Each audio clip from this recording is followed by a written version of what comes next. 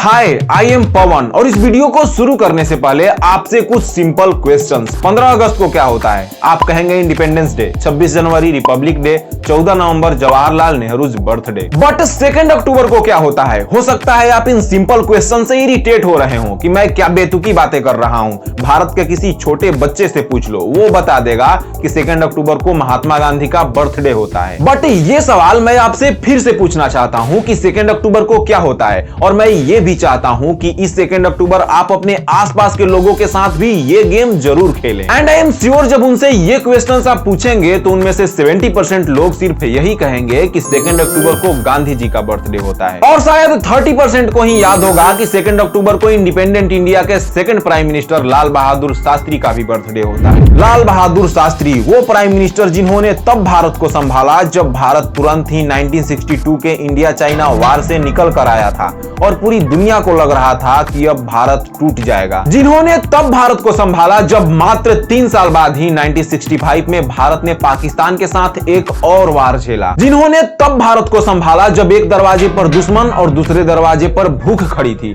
भारत के पास अपने लोगों को खिलाने के लिए अनाज तक नहीं था। आज भारत के पास पर्याप्त अनाज है, बस इसलिए कि शास्त्री जी ने ग्रीन रिवॉल्यूशन पर जोर दिया। आज हमारा पेट भरा हुआ है, इसलिए हम भूल चुके हैं कि ये किसकी वजह से है। शास्त्री जी ने व्हाइट रिवॉल्यूशन पर जोर दिया और आज इंडिया वर्ल्ड की लार्जेस्ट मिल्क प्रोड्यूसर है, बट हम ये भूल चुके हैं कि ये किसकी वजह से है। हम इंडियंस को भूलने की गंभीर बीमारी है। इतने बड़े प्राइम मिनिस्टर के बर्थडे को तो लगभग भूल ही चुके हैं, अब उनके कंट्रीब्यूशंस को भी भूलने लगे हैं। और इतना ही नहीं, कुछ पॉलिटिशियंस ने तो यहां तक चाहा कि हम उनकी मौत को भी भूल जाएं। बट मैं शास्त्री जी के कंट्रीब्यूशंस को भूलने नहीं दूंगा, बिकॉज मेरा मिशन ही है ऐसे रियल हीरोज के कंट्रीब्यूशंस को हाईलाइट करना जिन्होंने भारत को भारत बनाने में अपना कंट्रीब्यूशन दिया हो। सो अगर आप भी मेरे इस मिशन का हिस्सा बनना चाहते हैं तो मेरे YouTube चैनल को सब्सक्राइब कीजिए और बेल आइकन को प्रेस कीजिए। 1965 शास्त्री जी को प्राइम मिनिस्टर बने 1 साल भी नहीं हुआ था कि पाकिस्तान के साथ युद्ध शुरू हो गया। भारत अभी 3 साल पहले हुए इंडिया चाइना वार के इकोनॉमिक सेटबैक से अभी उभर ही रहा था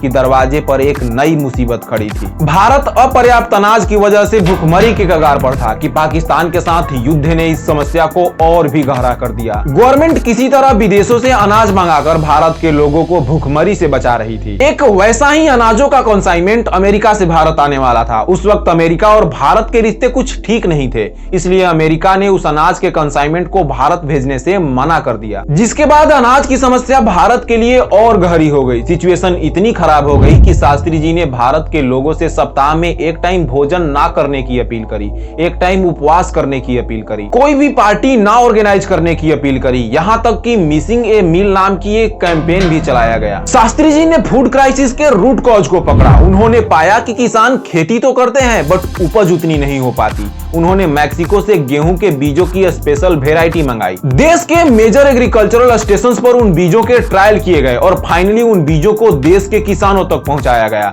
जिसके बाद भारत की किस्मत ही बदल गई और धीरे धीरे भारत की दूसरे देशों पर अनाज के लिए निर्भरता कम होने लगी और आज भारत फूड ग्रेन्स एक्सपोर्ट भी करता है। आपने स्कूल में ग्रीन रिवॉल्यूशन, हरित क्रांति के बारे में पढ़ा होगा। ये वही ग्रीन रिवॉल्यूशन है जिसे एक छोटे कद वाले इंसान ने उजली टोपी पहनकर लाया था। इन सबके बीच चल रहे 1965 इंडिया पाकिस्तान वार को खत्म करने के लिए उज्बेकिस्तान के ताशकंद में इंडिया पाकिस्तान की पीस ट्रीटी होनी थी। शास्त्री जी पीस ट्रीटी के लिए ताशकंद गए, ट्रीटी साइन करी। शास्त्री जी ताशकंद गए तो थे भारत के एक मजबूत प्राइम मिनिस्टर के रूप में, बट लौटे एक निर्जीव शरीर के रूप में। शास्त्री जी जब लौटे तो उजली टोपी के नीचे उनका पूरा शरीर नीला पड़ चुका था। पूरे दुनिया को बताया गया कि शास्त्री जी की डेथ हार्ट अटैक से हुई थी, बट सच्चाई क्या है आज भी किसी को पता नहीं। शास्त्री जी के डेथ के बाद शास्त्री जी के वाइफ ने यह आरोप लगाया कि शास्त्री जी का डेथ हार्ट अटैक से नहीं बल्कि जहर देने से हुआ है, और शास्त्री जी के डेथ से जुड़े सवाल आज भी अपने उत्तर के इंतजार में वैसे ही खड़े हैं जैसे आज से 55 साल पहले खड़े थे। नंबर 1, शास्त्री जी कोई आम इंसान नहीं थे। वो भारत जैसे विशाल देश के प्राइम मिनिस्टर थे, सो उनके रहने का पुख्ता इंतजाम क्यों नहीं किया गया? उनके कमरे में ना तो कोई घंटी थी और ना ही कोई टेलीफोन, और डॉक्टर का कमरा भी दूर था। नंबर 2, देश के प्राइम मिनिस्टर का देश के बाहर निधन हुआ था, फिर भी उनके डेड बॉडी की पोस्टमार्टम तक नहीं हुई। नंबर 3, जब शास्त्री जी का पार्थिव शरीर भारत आया तो उनका उनका शरीर नीला क्यों पड़ गया था,